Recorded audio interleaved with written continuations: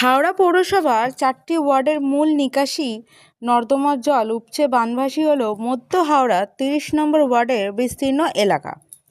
নর্দমার দূষিত জল ঢুকে পড়ল গৃহস্থের হেসেলে।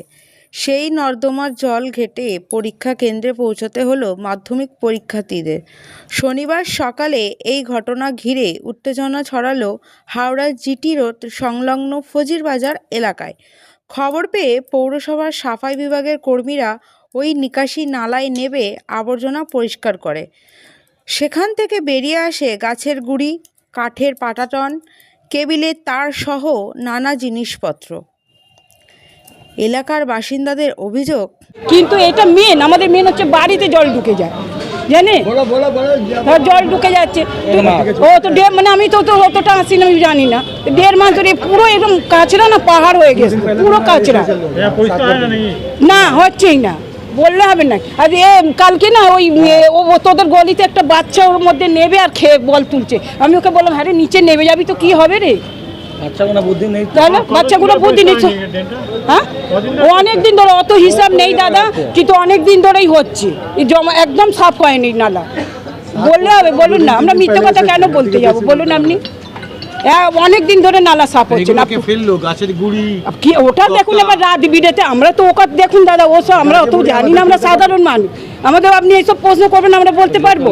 এবার রাত বিরেতে যদি কেউ করে তো আমরা তো দেখতে যাচ্ছি না, আপনি সেটা আমরা বলছি না, মানে জমাদার সাফ করতে আসছে না এই কথা বলছি। জমাদার করতে একটাই কথা আছে কি আপনার যে এত বড় লেয়ার আছে কাছে, 1 মাসের মতো 1 সপ্তাহের মধ্যে তো আসতে পারবে না, ওর থেকে বেশি হলে তখন না আসবে, পরিষ্কার না হয় বলেই আছে। হ্যাঁ, তো সেটাই তো মেন কথা, কেন পরিষ্কার হচ্ছে না, জমা হয়ে গেছে তখন এসেছিল।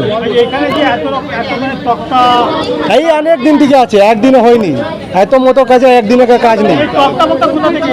কি টকটা লাস্ট টাইমে যখন কাজরা জমা হয়েছে ওইদিকে টনিও রেখেছে, ঠিক আছে, আধা টকটা ছেলেদের জ্বালিয়ে দিয়েছে, ওটা করে দাঁড়া আছে, পড়ে গেছে। যদিও স্থানীয় তৃণমূল নেতাদের দাবি, এই ট্রেনটাকে ইন্টেনশনালি ভাবে যে এর মুখটার কাছে তক্তা দিয়ে কেবিলের তার দিয়ে মানে বন্ধ করে দেওয়া হয়েছিল, যার ফলে এই ড্রেনটা দিয়ে 26 নম্বর ওয়ার্ড, 25 নম্বর ওয়ার্ড, 28 নম্বর ওয়ার্ড এবং 30 নম্বর ওয়ার্ডের বিস্তীর্ণ জায়গাকার জল এই দিক দিয়ে পাস করে। এইটা ব্লক করে দিলে তাহলে বিভিন্ন জায়গায় জলমগ্ন অবস্থায় গিয়ে দাঁড়াবে এবং মানুষের কাছে একটা আমরা রাজ্যের যে ক্ষমতাশীল সরকারের একটা ভাবমূর্তি নষ্ট হবে। এটা কেন্দ্রের যে শাসক পার্টি আছে এবং বিজেপি এটাকে ইচ্ছাকৃতভাবে আমাদেরকে মানে আমাদের এগেস্টে জনমত তৈরি করার জন্য এটা ইচ্ছাকৃতভাবে করছে, কারণ তখন এই মাধ্যমিক পরীক্ষায় একটা আমাদের ফল্ট দেখাবার জন্য এটা ইচ্ছাকৃতভাবে করা হয়েছে। তা না হলে ড্রেনের মুখে তক্তা, ড্রেনের মুখে কেবিল তার, ড্রেনের মুখে গাছের গুঁড়ি, এইগুলো কোথা থেকে আসে আপনি বলুন তো? একটা হাইড্রেনের পাশ দিয়ে শুধু জল পাস করবে।